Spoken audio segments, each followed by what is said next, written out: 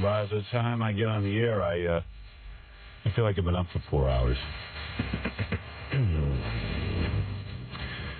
I hate getting up early in the morning. I hate getting up early in the morning. I hate getting up at 4 o'clock in the morning. I hate getting up at 4 in the morning. I hate getting up at 4 in the morning. And I know Robin does too.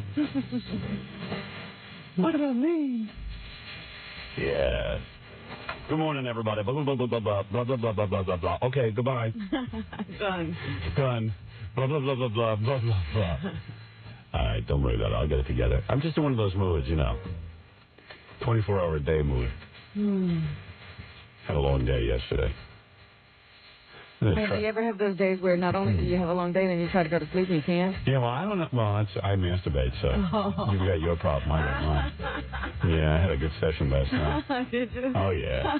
I went right to sleep, 8 o'clock. Boom. Like I was out like a baby. Because I toss and turn for about a minute. And I go, I don't think I need to do it tonight. And then I go, you know what? Why fight it? Well, why get into a discussion? Why even consider? Yeah, I don't think it's a bad thing. Why miss a night? Yeah, why miss a night? So I just did it. And I had a moment of ecstasy. And about 2 seconds later, I'm gone. I'm just out.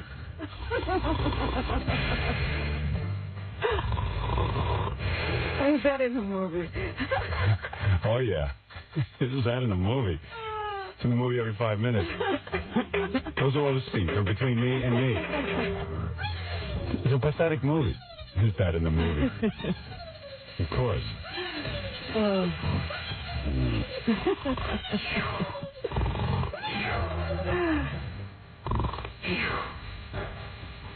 I got to take a break. I'll come back and tell you everything that's going on right after these words. Yeah, it takes me a second to get revved up. I'm dragging my ass this morning. You sound different. I am different. I think everything's different. Everything is different today. They changed to something here. I don't know if they changed something, but everything is different, and I'm really disturbed. Because I didn't even know that was you talking. I just get really disturbed when I see Andre babysitting me. Oh. I get really crazy. I'm out of here in how many more months on my contract? If you guys think I'm joking, wait and see. Why do you look? How did you see him? I just see, because I have to walk down the halls here in the morning. What is, Andre used to be, what was Andre before he became program director? Not here. What did he do in Philadelphia? Wasn't he the assistant to the music director? Exactly. Yeah, now he's in charge of my career. I thought he was a pro wrestler. Yeah. He was Andre the Giant. I like Andre a lot. He's a nice guy, but I don't want him babysitting me. They have people here to watch me, to make sure I'm not a bad boy. He was really the assistant to the music director? He's absolutely not qualified to babysit me. Neither is Chiasano, but... I mean, who is?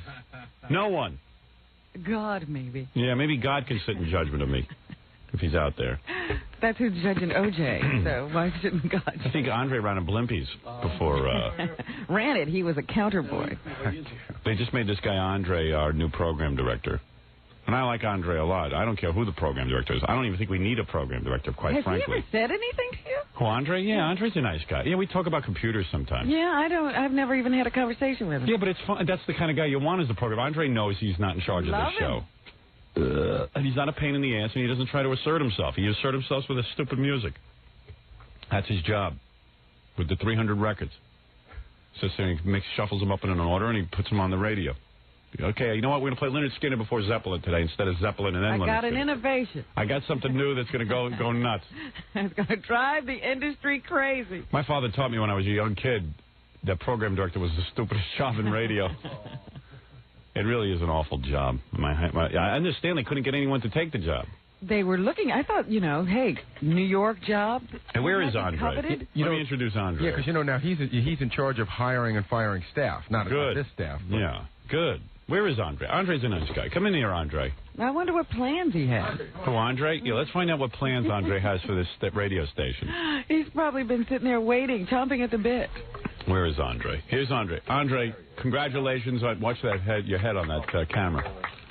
I got cameras here that are ready to sabotage our heads. We're big guys, me and Andre. That's right. That's right. Andre, congratulations. You are a nice guy. I don't have any problem with you. I'm glad to see you're the program director. As long as you stay out of my face, I got no problem with you. And you do. And you do. He's a nice guy. He knows he has nothing to do with this show, and I have nothing to do with the programming of the station. And you know I love this show. I know you do. For 10 years I've listened to this show. Thank you, Andre. Absolutely. Andre, what were you in Philadelphia?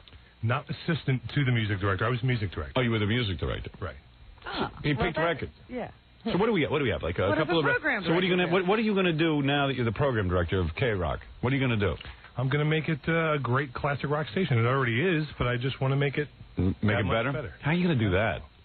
How did you get this job, as a matter of fact? Yeah. Were you just hanging around? Did you have to interview with Tom or something for the job? I talked with Tom a few times. What is it, Baba Hohai? I won't embarrass Andre with this, but he had to go to our version of God for the job. Oh, really? Oh, I didn't know that. And what'd you say? I mean, what did you say? I just told him I wanted the opportunity, and I liked everybody here, and I wanted the shot. Really? Basically. Wow. That's right. So what will you do? That's all it took? I'll go back there. Gee, Robin, why didn't you go pitch? I could have been the program director. You know what you got to do? You got to go back in time and make Van Morrison's songs better. That's what you got to do. It's the only way you're going to freshen up the sound. You know what I'm saying? I mean, in other words, we have a classic rock format here in New York. And we're sort of locked in. Yeah, we're locked in. I mean, what happened before? Crosby, Stills and Nash, Van Morrison, Led Zeppelin, all of the so-called classics. Where are you going to find new versions of these whole things? Exactly. So what are you going to do? Change the order. So what do you got to do? You got to just change the order? It's like a party around here that Eric Clapton has a new old record out. Yeah, I know. Wow, Eric Clapton. Thank God. Are we on the new Jimmy Page? Oh, absolutely. We're on that train, huh? Yeah, we're on the unleaded Zeppelin tour. Did you see it last night? I didn't see it, but I saw it on CNN, the two of them, and they look like 500-year-old guys with long hair. They do look like little women, don't they? They look like old women because you don't happen. All the testosterone has left them, and now they're like gentle old women. And when you see Robert Plant now making those hands, yeah.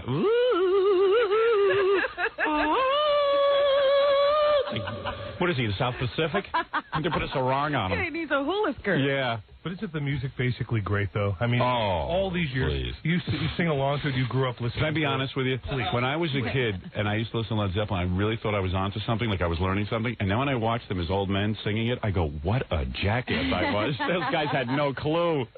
What a retard I was. Actually, you said something really funny to me. You got their box set a couple of years ago. Yeah. It was 4 discs. And I remember I was in the car with you one day, and you had it in, and you go, Led Zeppelin's a great band, but they sure made a lot of crappy songs. Yeah, they sure did. How do you get to be a great band with crappy music? I don't know. They had a couple of good ones, and then they just put on a bunch of crap. Bastards. Traveling Riverside Blues, that's a masterpiece. Yeah? On that box. Well, you're the right man for this job. There's no question about it. Absolutely. Yeah, totally hypnotized. Who would know that song is on the 4-box set? Yeah, no. I mean, I dig it. A lot of people, I have a lot of friends who are like 40 years old, and they're very much trapped in that era. That era, yeah. They think the only good music to ever come around was Zeppelin and Crosby, Stills and Nash and, Billy Joel. And they're all bummed out by, 9 Inch Nails, and they watch MTV, and they go, what is this junk? They've basically become our parents. Music? So it's cool. We definitely fill a need in the marketplace. But I think... But for your job... What are you going to do? I mean, what are you going to do, really? There's nothing really for you to do. When you think about it, all you got to do is take the same songs and mix them up in a different order every day, right? Isn't that what you do on the computer? I'd be glad to speak with you about my plans off the air, because I don't want to let anyone else... I mean, what else can you do? No, seriously. He doesn't want to clue in the competition. Oh, you don't want to tip off the competition. No, certainly not. Certainly not. With my schemes and my plans. No, that's right. You'll become as lethargic as the last couple of program directors in about a week. No. Anybody who knows me knows I'm enthusiastic. I love the music. I love everybody here. And it's General Andre. I'm such a general. General Andre. How are you going to be able to boss everyone around? You were the music director a few weeks ago. Right. But I mean, we have such great people here. I don't think you need to be the kind of boss who. Yeah. Have you decided who's going to take that slot at, what, is it 10 o'clock we got? Don't you have a 10 o'clock slot or something? Oh, yeah. I've got a lot of questions, answers. I've got a lot of things I have to solve when I'm here. You've got questions? Well, let me get this straight. I don't even know. It occurs to me that I don't even know who's on the rest of the station. I don't even. All right. I'll go over it. All right, let me go over it. 6 to 10 in the morning, I know I'm here. That is correct. And after I get off, I see Pete Fornatello, so I assume he's the guy on after me. That's right. 10 to 2. Hi, this is Pete Fornatel. Welcome to a Wednesday. He always starts out like that. I go, if Pete is announcing the day of the week, I figure Pete's got nothing to say.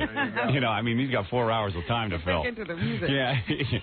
We're going to have a very, very special Wednesday. I'm like, hey, Pete, I know what day of the week it is. Tomorrow it's going to be a very special Thursday. You don't want to miss it. Pete's a pisser, man. All right, so Pete, you got no problem with. He's as docile as a sheep. Right? Good guy. He's a good guy. You rub his belly and he's fine. All right, and he then brings you got a wealth of knowledge to the station about the music, which I think is important. right, absolutely. Okay, and then you have Dave Herman, Right. who is a legend in this town. Absolutely. And has a young wife who he never talks about. And 10 million little kids. Yeah, and he comes here to play computer games before his show. Did you ever check that out? No, computer games. I No, play don't it see real- Dave playing computer games. Are you seriously? You don't? What, like, Dave comes in here because, like, you know, Dave's like an older guy, and he's got this young wife and kids, and he had to start a whole new He's got family. kids younger than yours. Yeah, and I got a 2-year-old, and Dave's got to be. How old do you think Dave is? He's 60. 80. No. Get out of here. You think he's like about 60? no, I was going to say early 50s. Oh, come on. Andre, you're too kind. No, really? You think he's early 50s? Jackie's in his early I'm- 50s. Yeah, Jackie's 50. Jackie's 53. And he can run rings around Dave. In his early 50s when the Beatles hit. That's Jackie. How old do you think Dave is? Serious, be honest. No joke. Me? Yeah. 58. Okay. All right. So he's got kids younger I than. shaved 10 years because I got to see him in the hall. Yeah. So listen to this. So I always see Dave back there, and he's here for his show about 3 hours early. Right. And I'm like, whoa. I wonder what. Yeah, like what's Dave's got to play He records. doesn't choose his music. Welcome to a Thursday. Welcome to a Thursday at 92.3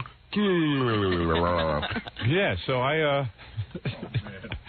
So. Aren't you glad part of we the don't know who's on the record? 4 in a row. New Led Zeppelin from MTV's Anyway, so I said, boy, Dave is really into his show, you know? I mean, like, wonder what he does back there. Yeah. So I sneak in one day to see, and he's playing, what did he tell us he was playing, Fred? Rotisserie baseball. Rotisserie baseball. Rotisserie baseball. That's where you get to pick the teams you love. He's on Prodigy, and he has a computer setup. He somehow scammed the station into getting him a computer so he could answer his email Right. from his listeners.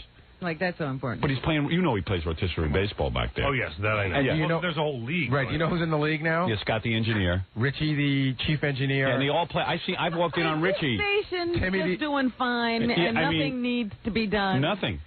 Timmy's in it. Timmy's Dave's engineer. Mm-hmm. There's like 2 other people in it, but it's like a big And thing. evidently, what it is you have to like read the statistics of what's going on in games. And now, of course, with the baseball I think strike, it's with every player because you get to pick your own player. yeah. And what they do is now they're going back to old statistics. Robin, this is so scary. They actually have a draft. You sit around and draft the players. And it So takes you pick hours. your own team? Yeah, and it takes hours and hours of time to do this, right? I mean, you see what goes I on don't back play, there. so I don't know. Yeah, but you see what's going on back there. Richie's back there with his team. Dave has his team. And I said, so I walked into Now, Dave, is there and I any wasn't. money involved in this? I don't know. I think you have to pay to be in the league.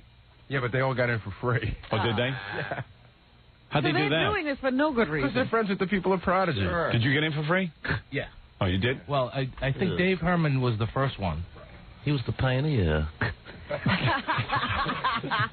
and then Scott the engineer, everybody. The guy who's too busy to do best of. Right. Yeah. But I always have time for baseball. And this kind of baseball is good because you can smoke while you play. That's right. He has no time for our stuff, but No. he's doing the baseball thing. See, I'd really like to help you. movies. Yeah, Scott's like, I'm overworked. I'd really like to help you with best stuff, but the Tigers are doing a draft. It's a big day. I could get a real good left-hander. I need a trade. Casey Salem. You got it. It ain't over till it's over. I'm going to the series. did you win the rotisserie league? No, I came in 5th. How many teams are there? 5? There's 10. Oh, you came in 5th. Yeah. And again, just a mediocre performance. Middle of the road. Just Scott losing Wait, again. I was in 9th at one Who won? point. Did Dave Herman? I mean, Well, they're in the playoffs. Richie came in first. yeah. How old are you? Yeah, really. Dave came in 2nd. Yeah. And then 2 other guys were 3rd and 4th. And now they're in the... Well, Dave puts enough time in away from his family. They're in the first round of the playoffs now. Oh, that's exciting for those guys. Yeah, oh, yeah. I'm so there happy. are playoffs. Oh, the playoffs and everything. Take me out to the ball game, but let's stop at the drugstore for butts first. Will there be like a ticker tape parade down the hallway if somebody wins the World Series? Yeah. Look, did you see what Richie has on his door?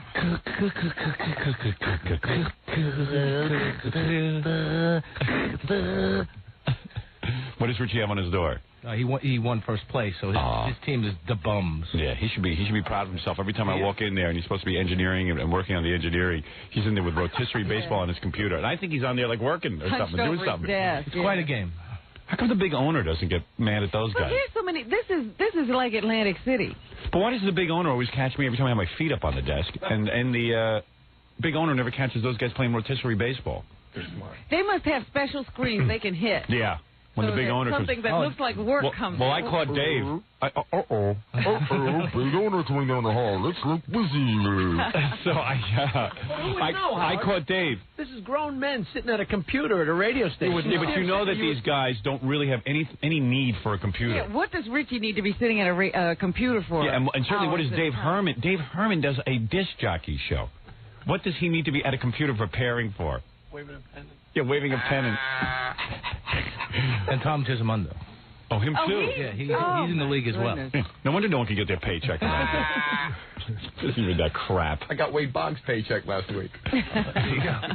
Must have been good. So you see everyone running around here, and then I caught Dave Herman doing it, and I go, hey, what are you doing, Dave? You know, instead of like yelling at him, because it's not my place to yell at him. Right, you just sort of... Yeah, so I acted like I was into it. Yeah, I go, hey, what are you doing? Oh, this is so much fun. I said... Really relaxing. Yeah, so I said, oh, yeah? What do you... Hey, man, that sounds good. Like, maybe I'll get into it. Oh, you should. He comes here to relax? Oh. Yeah, I'd like to... Everyone comes here to relax. I guess, you know, he's like burned out on his whole wife and everything. I guess he just comes here. She keeps having babies. He doesn't want to be around. Yeah, I'm sure he doesn't want to have no babies. He wanted a young wife. His wife is hot. You ever see his wife, Andre? Yeah, Libby. Yeah. Nice piece. Good God. You married? Yes. I never saw your wife. Where is she? Huh? He doesn't bring her to work, Howard. Yeah, you know, not like Dave showing off his wife. So who's after Dave? We were doing the lineup. That would be the Grease Man. Oh! So how are you going to get rid of him? Is that one of the Am I problems? going to get rid of him? Yeah, he's a problem, isn't he? Every program that comes in here tries to get rid of the Grease Man, but... Nobody's figured it out yet. Yeah, he brings the whole station down. I told those guys he sucks. No one listens to me, though. Everyone has to... You know how he ended up here? Because Tom, our general manager, the empty-headed puppet, finally made a decision. He goes, oh, I really like the Grease Man. He's a funny guy. I go, Tom, no offense, the Grease Man isn't funny. He sucks. Then all of a sudden Tom goes, you're just defensive. You're just, you're defensive because you're a morning man and he's funny. And I said, okay, I'm defensive.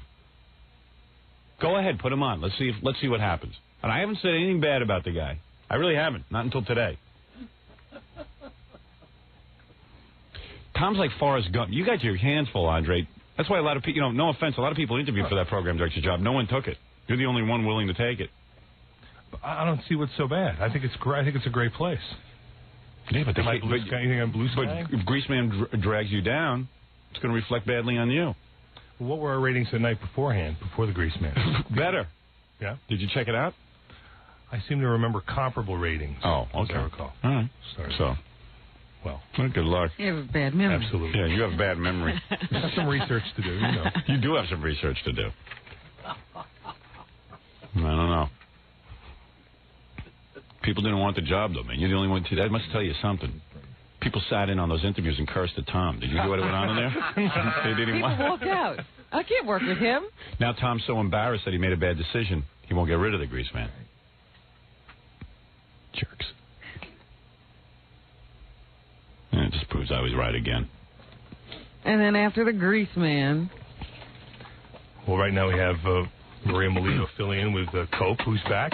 Hey, I like Cope. You were thinking of giving him the slot? I like Maria, too. I don't know what I'm going to do yet. Big decision. Oh, my God. Executive. So you get to hire the person who goes on from 10 to 2 at night. That's right. Now, what are you thinking about? Why don't you team up Cope and Maria Melito? Why not? Oh, yeah? Yeah, let's between those two. I see fireworks between those two. A lot of the ladies can't resist the Cope. Everybody here is very nice, so it makes it easy for me. You guys mock me, but really. So who are you leaning toward? When are you going to make your decisions? Have you given yourself a timetable? Well, I've got to make it soon, obviously. But I don't want to put There's a lot hanging in the balance. Deadline, All of New York waits that decision. Who will be 10 to 2? It's going to be big news when you do that. Maybe don't even give it to anyone. Just keep rotating. Make it interesting. What's the rush? I know Cope really wants it. I'm sure Maria wants it. Yeah, what's the rush? The slot has been empty a year. Yeah.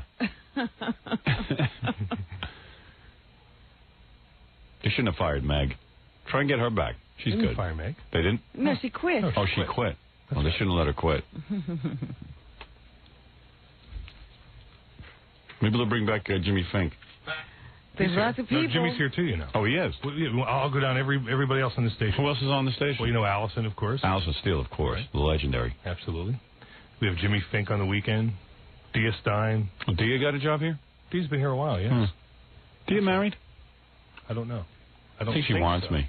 Why do you think that? I don't know. Why do you think that about everyone? She's always poking her head in. And that of her? She was poking her head around and stuff, trying to see if I'm around. She couldn't be looking for a job. No, not with me. Oh. Do you think she digs me? Absolutely. Right? Because you should hear how she talks about you. You know, like sometimes Fred and I are in here setting up the studio. Yeah. And she just really is enamored of you. Yeah, I'm pretty sure I can get her. She's not bad either. I think she's, you know, I mean, I think she probably thinks you're good looking, but she really is in awe of your talent. Right. And that. No, I don't think it's the looks. Believe me, I know that much. But she does. She talks about you all the time. What did she say? Yeah, I'm telling you, and I even how hear her. great he is, and when, you know, if she was gone for a while and she really had to come back and say hello because she missed Howard so much. I mean, Gary has to keep her away from me, right? Didn't you have to lecture her to keep her out of my office? No, I haven't done that yet. Because it's sort of hard. He just tackles her. She's cute, I think. She's in great shape. Yeah. She's got a pretty good face, too. Think, Andre? Absolutely. What? Of course she does. Yeah. Of course she does. Well, you keep your hands off her, Andre. You're a married man. You're absolutely right. Yeah. Put her on at 10. Oh, now you're giving the job to her. Cope will have a heart attack. No, Cope can't. Cope isn't attracted to me. You said you were pulling for him. She has her own hair. Yeah. That's true. Oh. Yeah. Dia's got her own full head of hair. Something to be said for that. I think Cope's rug is pretty good. The new one, yeah. Yeah. It looks good. He looks real handsome with it. But there's a lot. I think there's a lot. Andre, what's going on with your hair? You're losing your hair? What's wrong? Oh, absolutely. Oh, okay. All right. How old are you? 33. I'll be gone in 2 years. Yeah, especially sitting around here. Yeah. Runs in the family. It's too bad. You're going to look awfully peculiar, boss. Like I don't now? Hey, join the club. All right, anyway, so, and who else is on the station? Anyone else? Are we leaving anyone out? Zachary. Don McGee. Oh, Zacherle's great. Absolutely. And who? Don McGee? Who's that? The 60s. Who? Don does weekends. He does? I don't He know worked with him. Pete for a while. Oh, really? Why are you laughing, Gary? Because it's a guy that you come in here in the morning and you don't know who it is. Oh, what about Vince Skelson works here? That's right. Yeah. Absolutely. Yeah. Idiot's Delight. So Call him what you will. That's the name of his show. Oh. I see. Yeah. But it's definitely a thrill for me to be speaking with you. You're going to be bald in 2 years. Honest to God. You're going to be bald in 2 years. Really? And I won't be here to say goodbye to your hair. I was going to say, you won't. I won't be here to say. No, I'm out of here. Believe me, I'm out of here. I am gone. You look me in the eye and tell me you're out of here. I am fed up. I am out of here. I'm looking you in the eye. You are? Yes. I'm sorry. Oh, for goodness sake. I've been doing this too long. I want to be like Zachary. One day a week I'll do a show. Hello, everybody. Hello, everybody. Goodbye. I actually appreciate doing a show. And does it make you angry to see me here so early in the morning? Oh, yes. Absolutely. Absolutely. Nothing rankles him more. I'm going to tell you something about now that I'm in the movie business. I got to tell you the difference, the way you're treated in movies and the way you're treated in radio. In movies, they don't know what to do for you next. They're hiring you assistants. Yeah, they're saying, hey, you know, we want something good for you. Let's get you an assistant. Do you have anybody in mind? If not, we've got a slew of people. And they just give you offices when you don't need them. And they buy you lunch. Let me tell you something. The way I'm treated around here, they've never acknowledged that I'm a star. Never. Never. Never acknowledged it. They still treat me like I'm a child because I came in here on one level and they want to keep me that way. They taunt things in front of my face and then they pull them away. They're still playing games with me here. They still play games. You understand, Andre? What is on that stick they keep putting in front of you? They know. I can't bring it up because it's too sensitive, but I know. They know. Gary, put this on my door, this star, so people will realize who I am. Here it is, Robin. That's what you need. Yeah, I'm a bit of a star. I want a star. Go ahead, do that. Thank you. There's my star. Put that on there. And then put an in-out button. The star's in, the star's out. Well, Andre, congratulations. What changes will we be hearing in the music? Or not in the music. The music. I'll be glad to discuss that with you off the air at any time. Really? Do you want to tell the audience what you're about to do? Well, the audience will find out. Oh, they're going to hear it. You really do have a plan? Absolutely. Really? Mm-hmm. I mean, in other words, there are things that you can improve here. I think there is. Really? Absolutely. Yeah. What do you think his plan is? The rumor is There's a rumor that the music library will be expanded. Oh. Rumor. Is that true or false? Can we talk about all this off the air? What, that the music library will be expanded? You can't even say that? The station's going to be better. It can't get any smaller. What did you say, 300 songs? I think we're down to 300. You got to expand. We're absolutely not at we're 300. 500. I'm not going to say any numbers, though. I'll tell you off the air. All right, you get to work, all right? You got your work cut out for you. Great to be here. And Andre, slow down on the eating. Careful, watch your head when you get up. 350 pounds. Really? I swear to God. What do you weigh now? Oh, 270 maybe. 270? For goodness sake, get control of your life. Thank you. All right, good. Hold on. Look at the size of that guy. Andre's a big guy, man. A big ass. I like Andre. I couldn't think of a better program director. Why'd you have so many names when Tom came to you? Oh, be quiet. I didn't know Andre was... Tom came to me and said, who do you think is a good program director in this industry? And I told him. You had about 16 names. I gave him 60 names. Tom interviewed every one of them, and Tom is such a turnoff that all of them turned them down. I recommended about 6... Were you in the room when I did that? Absolutely. And you're absolutely right about what happened. Tom just can't even convince a guy to come work here. Not for him. No. You think? I'm not. Yeah. They all said, if Tom leaves, we'll stay. Can you imagine our general manager interviewed about 16 program directors? I gave him names of 16 people, and he couldn't convince one of them to work here? Hired the guy across the hall. Yeah. He hired Andre with absolutely zero experience. That's Tom. That's our boy. Oh, yeah. I had him interview people who work on Long Island for $12 a week. They wouldn't come in. Couldn't convince him. Not even for all the money in the world. That's spectacular inadequacy. He can't inspire someone to come work with him. But he's busy playing golf today. That's why he's not here. I heard 90% of them fell asleep talking to Tom. Unbelievable. Yeah. Forrest Chiasano. Tom Gump. Tom Gump. Life is like a box of golf clubs. You should get a box of feathers, and every time you walk, throw one. Throw them. Hey, what is today? Say Wednesday or Thursday? Thursday. Oh, today's, thank God. It's Thursday. That's right. Where's Pete? Welcome to a Thursday. Welcome to a Thursday. We'll be playing the Incredible String Band, and of course, It's a Beautiful Day with White Bird. All right. What is it? When we come back, you can talk to a guy who knows exactly what an assistant does on a film set. Oh, okay, good. Some of it's pretty funny. All right. We'll be back right after these words. I want to do a music show one morning where I just play music, my favorites. Maybe I'll do that at night. Maybe I'll come in here one night and play some music. They've offered that to me if I want to do it. I might do a little DJ stuff. I'd like to see you fit that in. Yeah. When am I going to do that? Yeah. My schedule's getting a little nuts with this movie. When do you think? Well, maybe when the movie's over. Evening. I want to do it, though, one night. But I got to tell you, it is getting a little nuts. I was, yesterday from about 11:30 to 12, I had a face cast. Have you ever had that done? No. Oh, that's right. You're not in the movies. Yeah, when would I have had that done? I don't know. When I did that horror film? I don't know. So they take this. Have you ever had a mold taken of your teeth at the dentist? Yeah. Okay. An impression, sure. It's almost like a minty green rubber thing, substance. bite into that? You bite into it. Yes. Kind of cold. It's real cold. That they wrap my head. Clammy kind of. They wrap the top of my head in plastic, and then they. You mean your hair? Yeah, my hair, and then they dump your head with that mold. Really? And it feels like ice cold gum rubbed into your face. Does it get warm though? Eventually, yeah, but your head is like frozen for a second. I mean, it's really cold on your head. Yeah. And you got these straws in your nose? No straws. Evidently, everyone agreed that my nostrils were big enough to handle it without straws. Great. You were a straw-free. Yeah. Isn't it great to have big, ugly nostrils? So how long is your face in there? 15 minutes. Wow. Yeah, I videotaped the whole thing. It's a pretty good movie just watching me go into this panicking.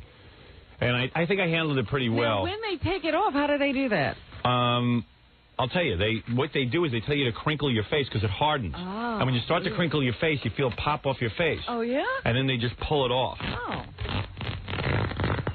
And it actually pops off easier than you thought. Ralph was there to assist. Yeah. And you still had all that hair on your face. It didn't bother it? We shaved it down a little bit, and this guy's a real pro who does it. This guy, what's that guy's Bob Layden. Bob Layden is the special effects guy on the movie. You know, he does all the prosthesis and makeup and all that kind of stuff. Mm-hmm. So Ralph was there, of course, and Ralph was being his usual peckerhead self. I might have to fire you off the movie, Ralph. I love you, but I'm nervous. He can't read me at all. I was real nervous. I had never worked with Bob before. I didn't know anything about him. I know Bob's done some incredible makeup. He evidently aged Peter Falk in this. What's the name of that movie? Happy New Year. Happy New Year. Have you ever seen it? No. It's a little film. It's a great film. Yeah. And he did a great job on it. He did him as an old man and an old woman. Yes, he did him as an old man and an old woman. Great film. Yes. And I was complaining that in a lot of these movies, when you see this makeup, it always looks fake, like Billy Crystal's. Oh, Mr. Saturday Night? Okay, yeah. Horrible. So I said to my director, John Avildsen, I said, gee, when they have to make me heavier in scenes, I don't want it to look. It always looks. He goes, they do it all the time, and it's great. I go, I see it in movies. It looks fake. He says, yeah, the movies you notice and that looks fake is bad. He says you don't know how many movies you've seen that they've done it, and you're not even aware of it. Bob did The Exorcist, Max von Sydow, when he was like 40, and he's like playing an 80-year-old man. Yeah, I never knew that until like 4 years ago. Yeah, I never realized it either. I thought that Max von Sydow was close to death. Yeah, but they aged him. And in fact, I'm surprised Max von Sydow is still alive. Yeah, I think he's about 100 years old. Yeah, but he's not. Bob was the guy who aged him. Ah. So anyway, he's pretty good at what he does. All right. So, but I had never worked with the guy before and everything, and I was just a little uptight. So he was going to do it for the first time.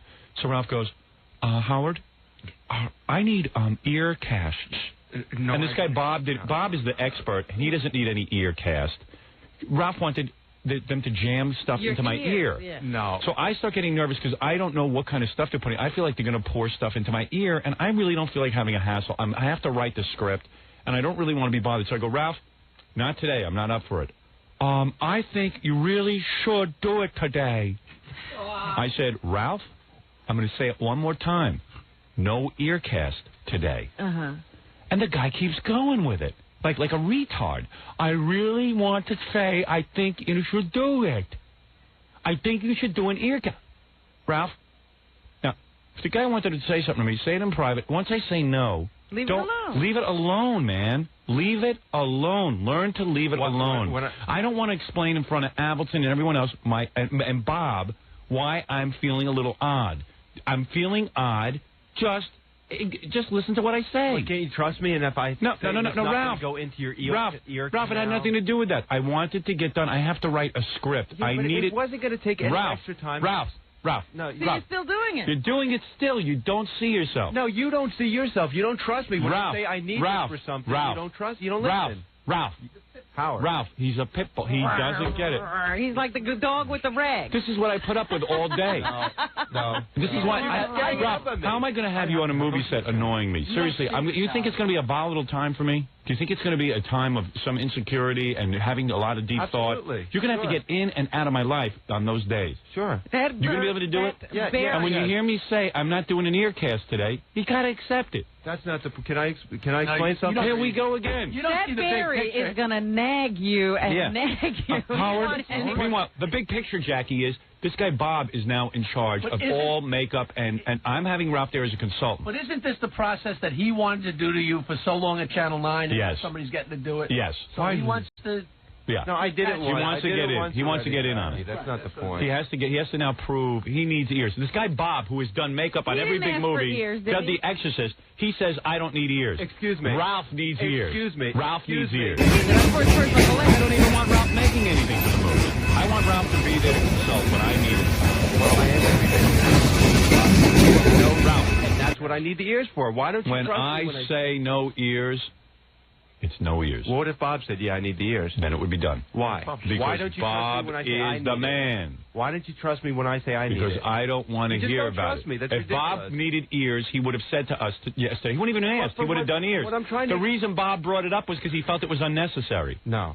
Yes, of course.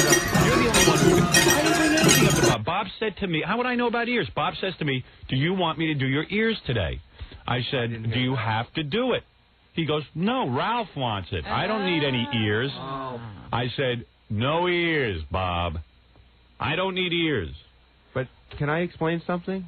No. Are you, no. You don't want to be listen. You don't want to listen. You don't want to listen. No, I don't have to listen. You have to listen. But why can't I explain I didn't want to do ears yesterday. Goodbye. Why are you doing this? I don't know. I don't know. Howard. I don't know why I do this to myself. Why do I do this to myself, Robin? You're doing just because you say someone should trust you, that doesn't make them trust you. Either they trust you or they don't. Accept it. I don't trust you. Well, then I guess I shouldn't be working on the movie. Okay. Well, all right, fine. Really you going to resign? Go. No, I'm not going to resign. But why? You don't want to resign? Why would you be working on it if you don't yesterday, trust me? You do trust me. Now, let me explain something to you. Say that. Let me explain something. No, I don't trust you. You do. You're crying. I'm not crying. You're a big baby. Can I say something to you? What? Can I say something to you? What? First of all, don't threaten me that you're leaving the movie, because that sounds very tempting right now. I didn't threaten you. All right, don't threaten me. I didn't threaten you. You said you have to leave the movie. Well, go ahead. Leave the movie. See if I can get along without you. I'm sure you could. Or I quit. I didn't. Number two. Don't just quit the movie if he doesn't trust you. Quit everything. I had never worked with Bob before. Right. I was really nervous about doing this. I didn't feel like doing anything that was absolutely unnecessary. Now, to you, it's no big deal.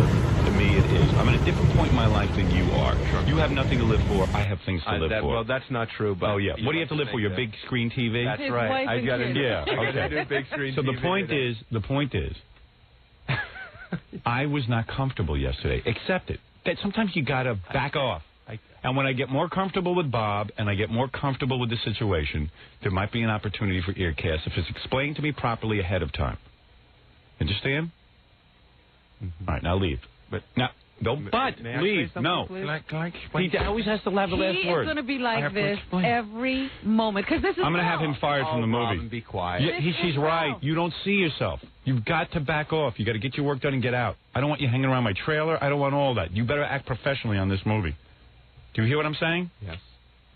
Yes. All right. Yes. No earcast. Now get out of here. How many times at Channel 9 did I tell him? Not tell him. You were screaming. And the whole movie crew already hates Ralph. No. There's a petition going around the movie studio to get rid of Ralph. That's why it was so funny yesterday when Ralph ran in here and said, you have to be able to communicate with people. Yeah, that was funny. That was funny. I can communicate. You can't see yourself, man. You're lucky. Believe me, if you saw yourself, you'd throw up. All right, now get out of here. Go ahead. Now be a good boy and get out of here. Come on, Gungadin. Get out. It just pisses me off that you don't listen. Your mic is off. Get out. Anything that I say. I listen to a lot of stuff you say. You don't listen to me. When I tell you no earcast, there's a reason. But there was also a reason. Oh, my God. Oh, my God. I was there for Bob yesterday, not for your reason. I was there for Bob, the makeup guy, not you. Can I ask you one question? This wasn't your... No. Can I? I'm going to anyway. No, get out. Why do you think I needed the ear cast? What? Why do you think I needed the head cast to the ears? Why do you need an ear cast? You're asking me? I don't have to worry about why you need an ear cast. No, you don't. You should just accept that I say I need it. And no, Bob said it was unnecessary, well, so I went with Bob. Bob is doing, it wasn't necessary. For what I'm doing, what are you doing? Do me a favor. You know what I want you to do? Keep your mouth shut. That's all. Mellow out until I'm ready for you. I'm not ready for you. It doesn't matter to him your comfort. Nothing. It's no, Robin. Nothing. Nothing. Nothing. Shut up. And he wants me to explain. Your communication. Nothing. And Shut up. And he wants me. No, she exactly knows. No. She is so much smarter than you. There's more brains in her pinky than in your That's entire why head. I wanted to do it now, so you didn't have to go through this All right. again just for years. I was thinking of you. It doesn't work that way. Don't think about me. I was thinking of you. Yeah. Stop thinking about me. Think about yourself. You're my first concern. Cut that berry off. All right, now come on, get out of here. Get out. Cut your head off. Very good. There he goes. Lucky Vanus. Lucky Vanus walking out of the room. You see what I'm talking about? There's a kid on the phone, evidently, who called a movie studio trying to find out what an assistant to a movie star does. Yeah, I'm a movie star now. That's right. So they say to me at this movie studio, we have to hire you an assistant for the film. This guy's responsible for anything that you need. How do you like that? How wild is that? I got the kid on the phone. Let's find out what it is, see if Grillo can handle it. All right. All right, we'll be back after spots. And then I got to play you, there's some great stuff. Stuttering John was out last night and interviewed Katie Couric, and we have that F. Murray Abraham thing where F. Murray Abraham... Yes, I got to hear that. That goes off on me right after these words. All right, this kid's on the phone, and Mark Harris is stopping by for a second. Then we got to get to Stuttering John. Hello? Fred, turn off the music, please. Thank you, pal. Yeah, but what happened? What did you do? You called something? Hi, it's Howard. Hello? Hello? Oh, you can't hear me. Hold on. Hello? Hello? Yeah, hi. Hi. Sorry about that. Oh, it's all right. It's just that everybody mixes up the equipment after I go home, and I have to figure out how to... Right. I got to unscramble the equipment every morning. Even though it's supposed to be set up for you. Yeah. Is Scott busy smoking? No, he has to play rotisserie baseball. Oh, that's right. Yeah, I understand that. You know what? I've been listening to that for the last hour. It's really funny. What? His rotisserie baseball. I was thinking all the kind of people that do play that game.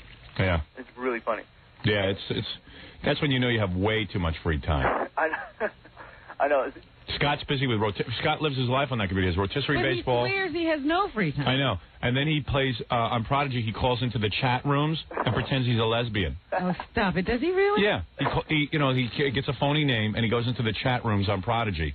Chat rooms are like you can have conversations with people, anonymous conversations. Right. You're typing, so nobody has a voice to identify. And I think he pretends he's a pretty girl. So will he be at that conference they're having? What? Will he be at that conference they're having? Yeah, I believe so. We're all there.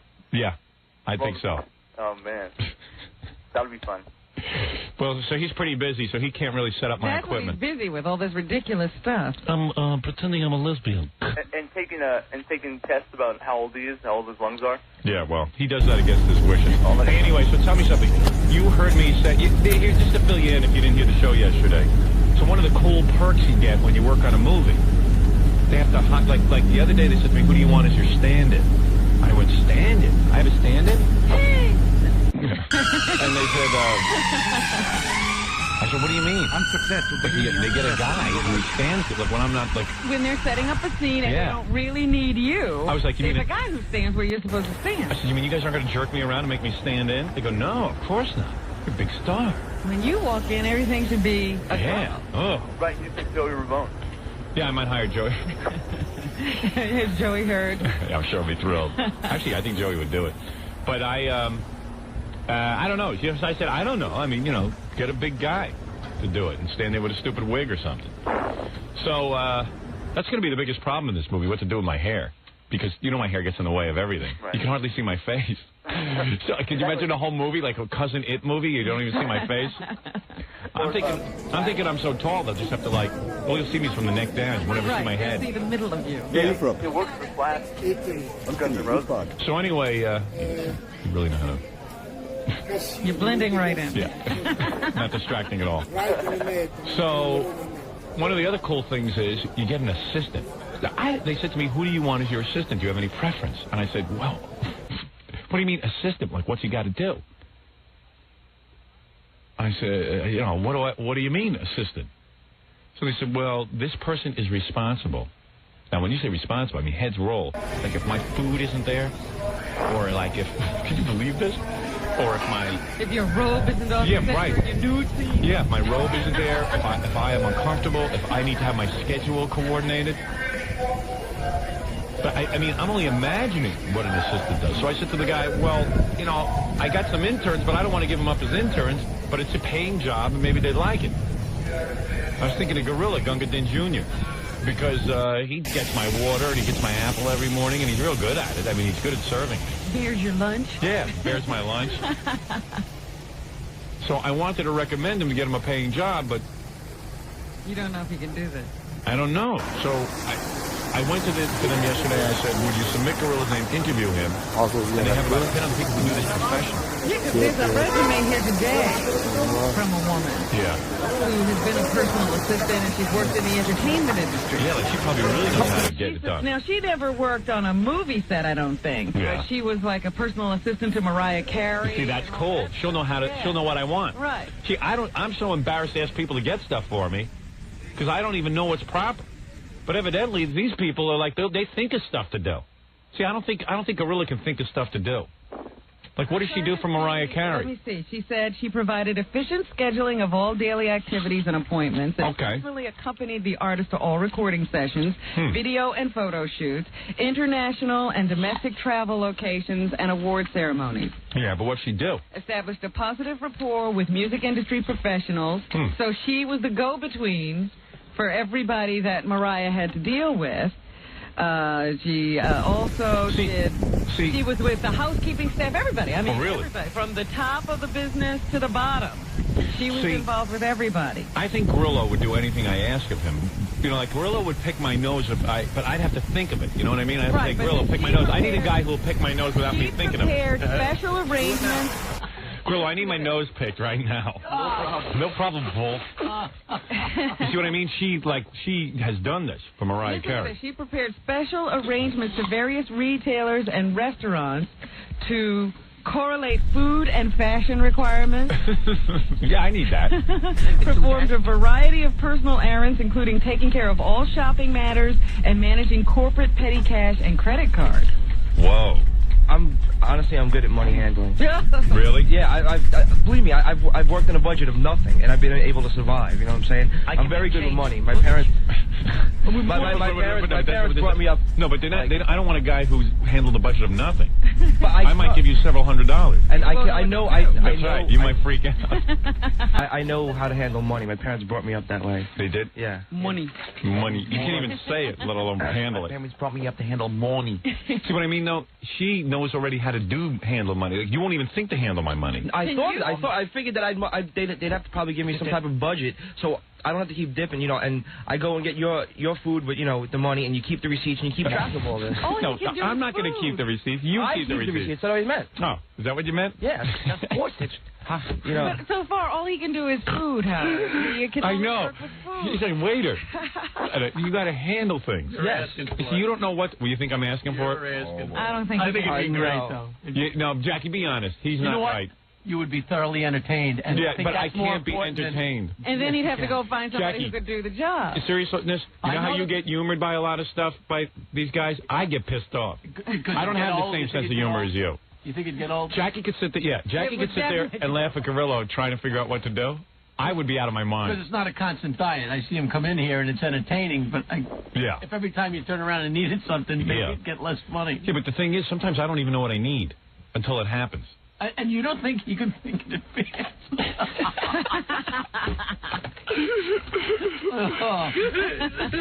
That light bulb is unscrewed.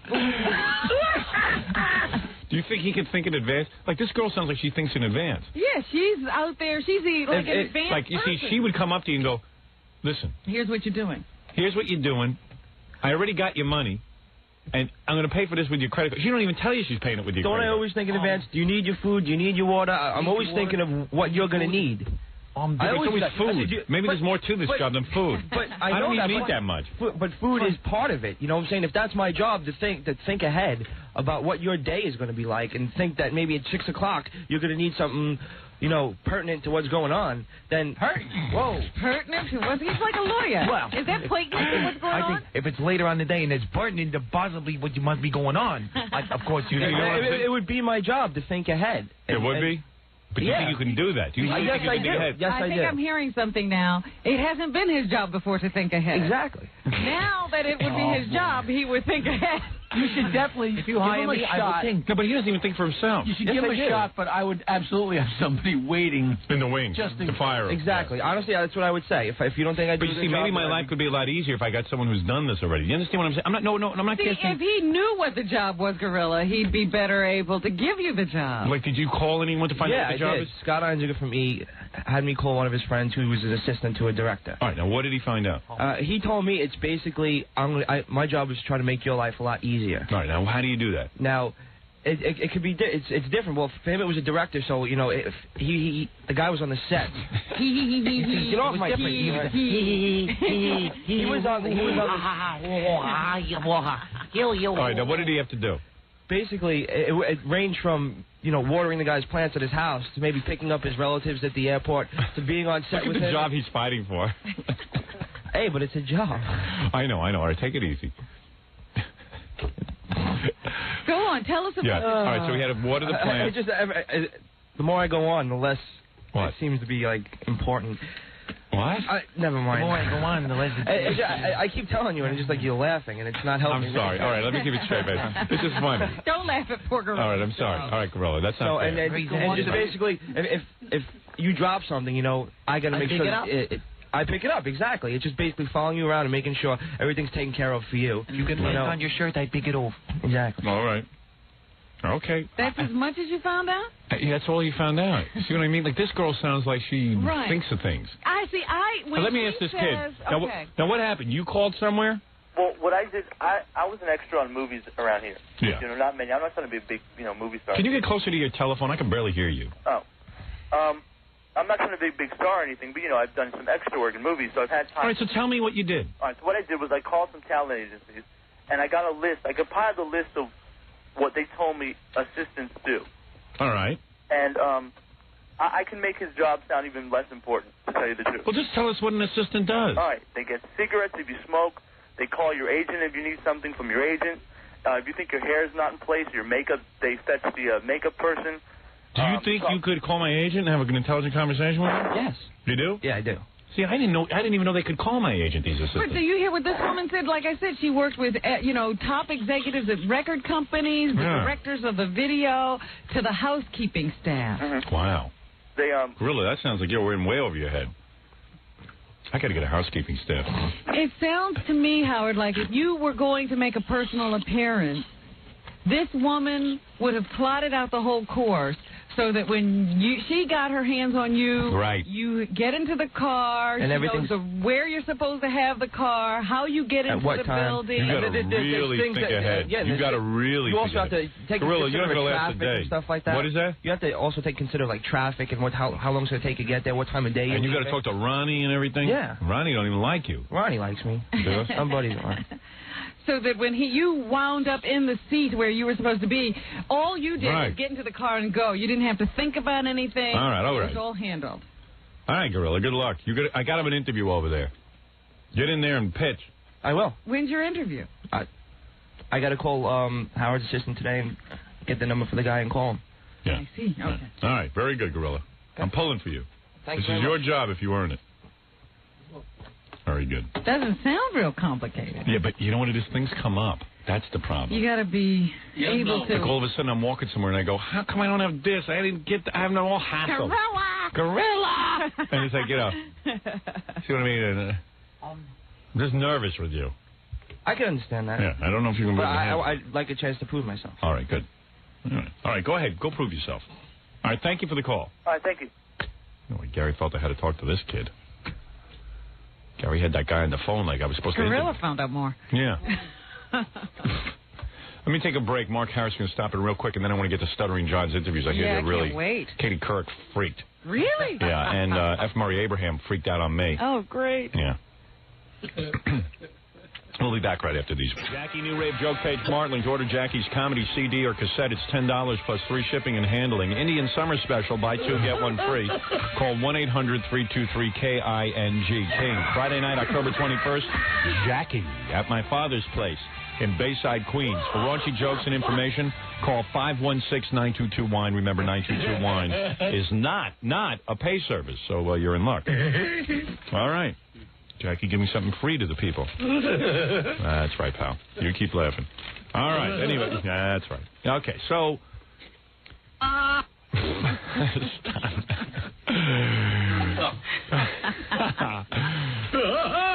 Jackie's from Jupiter. All right. Him and Burt Reynolds. I saw Burt Reynolds on TV yesterday. He was wearing, you know, the wig and the whole thing. Now he's got a gray wig. Why would you gray your wig? I don't know. But anyway. But still have it be so full. Yeah, a full gray wig.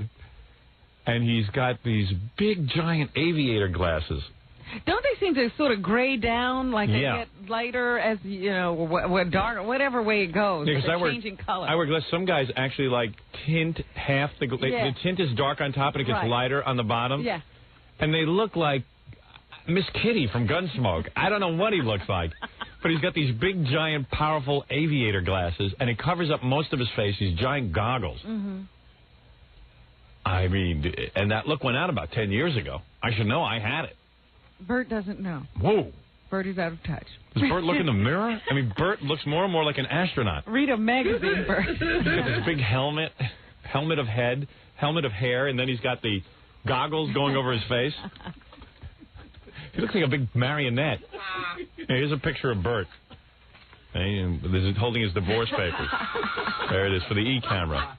By the way, on our E-show tonight, yes, part 3 of Pamela Anderson. Don't miss it. This is the final episode where I finally slow dance with Pamela. You get to touch her. Yeah, it's pretty funny. Robin, and then Robin makes fun of the way I dance with Pamela, and then Jackie and I do our famous Heine dance. Ooh. And Jackie runs away from me because I start to get a little physical with him. I couldn't do it. I know. What would happen there? You know what? And it wasn't because you're a guy. It's just you're so tall. It was so awkward. Like your private part's like right in my chest or something. Well, hey, pal. Some people like that. Well, you like that. In fact, speaking of people who like that. Oh, boy. We have a visitor. What a... Yeah, right. We have Mark Harris here, but I'll get to... from another planet as well. But anyway, it's a funny episode tonight because Robin ridicules me for not dancing. I had my chance to dance with Pam Anderson, and I kind of screwed up. And then I said, I can dance. Robin goes, no, you can't. Show me on Jackie.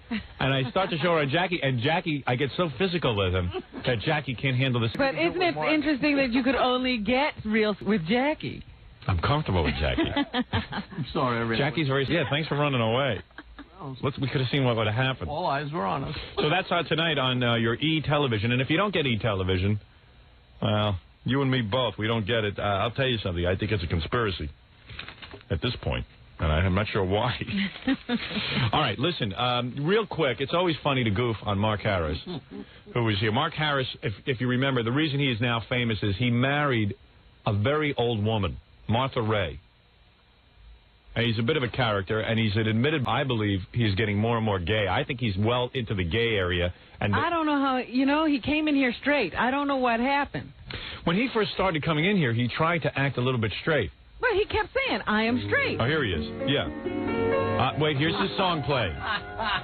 Dear President Clinton, I did write this song for you to thank you on behalf of Martha Ray. Oh, we should be playing the message for Saddam. I know we had our Where is the message for Saddam? That is really funny. don't know. Yeah, stop this for a second. You told me not to do... You told me it was so bad. It was awful. Give it back. I'll get it. Give it back. Get it for now that he wrote a new song, but it's the same song. Right, with different words. My calling card. How are you? And what is this giant picture you're holding? Gary, hold up the picture that Mark Harris has.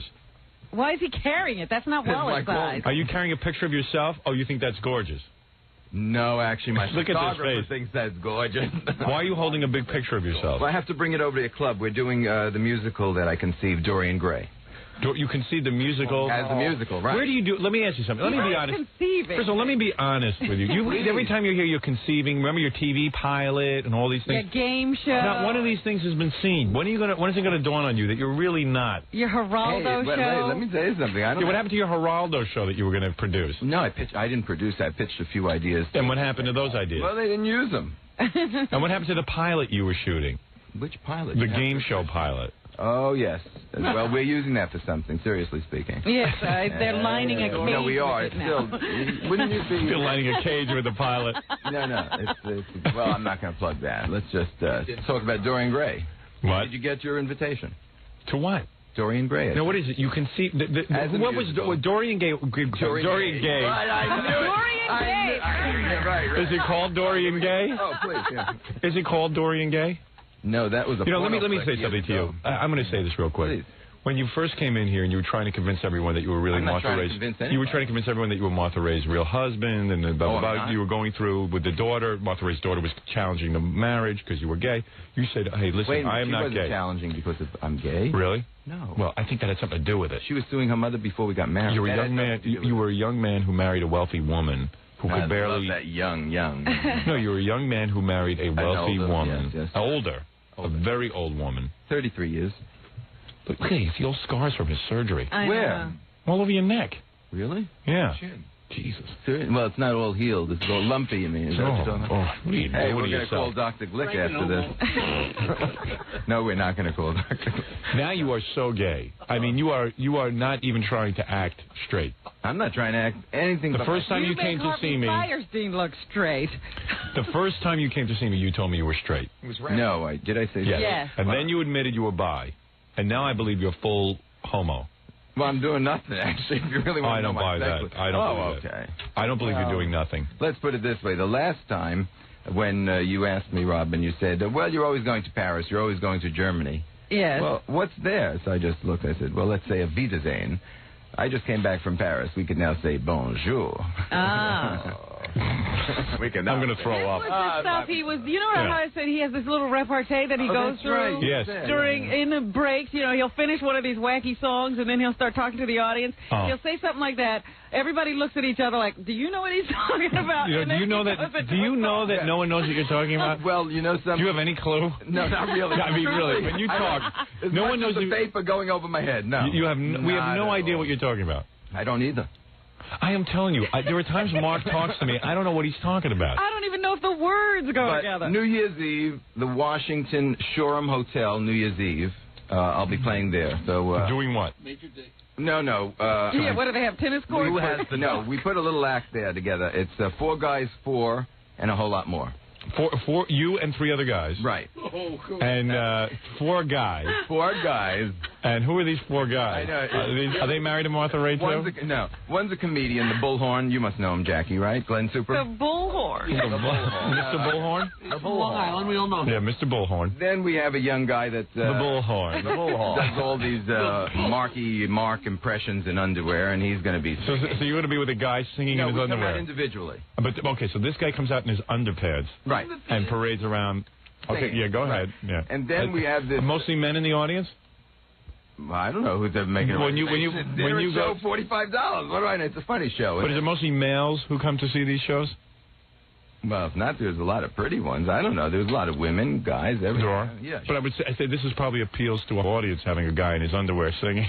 Doing Marky Mark. I don't know. He never played Washington. Marky Mark appeals to gays, so I don't see why somebody imitating him wouldn't. Right. And then the other day we were looking for this 4th guy, couldn't find him. We found him. He's working in Bergdorf's, but he's what do you call that when they? Well, he dresses up after hours, and he's going to do a whole female impersonating. He doesn't know what you call that. Jim Gender. Is that a drag thing? Jim Gender? Yeah, he said you know him. I know him, Jim Gender. What do I know? I don't know anyone named Gender.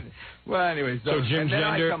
So first is a guy with a bullhorn. Right. Then the second guy parades around naked, almost naked, and sings. But yeah. Then the next guy dresses up as a woman. Right. And then you're the showstopper. I come out with 3 chorus girls singing the opening number to Dorian Gray. And what is the opening number to Dorian Gray? You wrote the music? No, Joe Michaels, Jackie's friend. Great. No, I wrote my death scene. That's the only song I wrote. We wish. Yeah, you wish. That's a fantasy scene. No. So you wrote the great Dorian Gray story was written by who? Oscar Wilde. Okay, and you feel qualified to rewrite Oscar Wilde's works and turn them into a musical? Hey, this is going to be 1995. I see, and you went to the Oscar Wilde estate and asked permission for this? No, but while I was in Paris, I never knew this. Someone took me over to the hotel where he lived and died, that L'Hotel Hotel. Gorgeous place. I see, so you feel... Yeah, I did all my... Did you contact him? For the part, there's a whole... Sing the song, Dorian Gray. No, my throat is too dry this morning. I have a lot of meetings. You're in show business. You have a lot of meetings. Yeah, what meeting do you have? Well, we got the piece goods, but we don't have the cutting for my first shipment for that both ways clothing company. We narrowed it down just to jogging suits. You never get, I will predict you will see none of these things. He says, you know what? They don't want to go. Yeah, but for the jogging suits, that's the only thing that made sense. You know he's making all this up. You know there's no they. I got the piece goods, but not the cutting. Well, we'll get it. We'll get it. It takes time. When he's not writing plays, rewriting Oscar Wilde's works, he's busy with piece goods. Yeah, you're a busy man. Yeah, it's either that. Have any of these things paid off and made some money yet? No. No. So how are you living? Off of Martha Ray's estate? Can't do that. That money's put away. Oh, yeah. So how do you get money? Put away, all right. What? Same way I get airline tickets. Same resource. It's okay to rewrite it because he saw the hotel where the guy stayed. Right. Yeah, right. I never knew. But, you know, I'll have to check into the legalities of that. No, that's public domain, like Phantom Show. I see. Right. They put it with plastic surgery, you see, and all that. Oh, you have plastic surgery. Oh, I see. In the park. In other words, the story of Dorian Gray as is the painting ages every decade, and it gets so ugly and old. That's when I'm just presented with it. You do that. Draw a dartboard on that giant picture. Do me a favor, Jackie. Then we have a Frankenstein moment where, you know, nip and tuck. So you will sing this song about Dorian Gray. What is the opening number again? Another Night of Beauty. Let me hear a little of it. Give me a little of the tune. No. Oh, you know. If you're an entertainer, you entertain. Don't come here in front of millions of people and tell me you're not a singer. If you're a singer, let me hear you sing. I didn't do that. Let me hear the opening number. Put on the message with the let me hear the opening number to Dorian Gray. I have to hear a little. Just give me a couple of bars. If he's going to do 8 shows a week, he's got to be able to. Who's doing 8 shows a week? If you do Broadway. If it gets to Broadway. It probably will with your talent. Oh, you do. Now, go ahead. I'm serious. I'm a big Mark Harris fan. Let me hear a couple. I know you can make fun of this. I won't. I swear I will not. It's another night of beauty. It's a fantasy parade. Every hair, nail, and eyebrow must impress each fine highbrow who have come to see the garments we display. Now play Saddam. That's more fun. You know, in between the war effort, at least. Why don't you play Saddam? And you will sing that, and people will pay money. Yeah. Well, all right. Well, very good. Well, okay. Well, what do I know about show business? Well, you're making a movie, aren't you? I certainly am, Mark. It's not as good as that, though. With a beard? With a beard? Yeah, I'm growing it out for the film, yes. Okay. Yes. Okay. So where's Gary with Saddam? Where is the Saddam song, Gary? I want to hear. Oh, let me take a break. Gary, I'm sure we'll hustle in with the Saddam song. By the way, Mark, you're what are you promoting?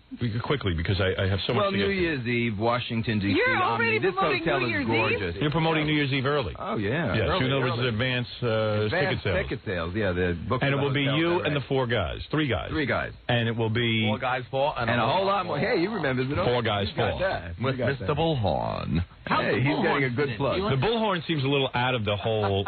You know, what doesn't fit out of these 4 things is like an SAT. Wait till you see where we put the bullhorn. That's where it fits. Everything has a theme. Yeah. You have become so much more effeminate since I know you. Oh, please. Not the leopard. In the beginning, he tried. He's almost a transvestite at this point. He has an old wife. She's missing her legs. And, I mean... Why can't they find them? Well, they had to cut him off, right? Right, Mark? Blue humor, no. That's blue humor. That's blue humor. Sad. If you were married to Mark, you'd have your legs cut off, too. Are you still married, technically? Technically? Yeah. Legally. You are? Of course. Have you seen her recently? Of course. I just left the other day to come in here. How is she, by the way? She's very ill. She very is. bad. How could you leave? Yeah. If she's so ill, why wouldn't you stay? Because, first of all, she knew that I was working on this Dorian thing, and she heard the music when she was able of comprehending it, and she really liked it. But you make a choice in life. you try to get serious. He's always got her dying, but yet she holds on. I'm glad she holds on. I want her to hold on another 50 years. I did. No, I know you don't. You know, but at this point, there's no quality in life at all. It's very sad, but you can't get serious. So if there's no quality in life, how did she know your music was good for Dorian Gray? She was okay a few months ago. Oh, Martha. Oh, there you go. Martha, blink once. Blink once if you like my song. Ask when she slipped. Was he singing? Yeah. She was trying to get away. No, but she did see the tape of that. Thank God you. In New York. Thank God you took her money though and built that disco dance hall. We're not in the house yet. It's not going to be ready now till April. Good idea building that house. I'm sure Martha will be able to enjoy it with no quality of life. It will be a lot easier for her. It will. All right. A disco he built her. Wasn't the woman lost her leg, and he's for a legless nightclub. That was long before a nightclub for a legless.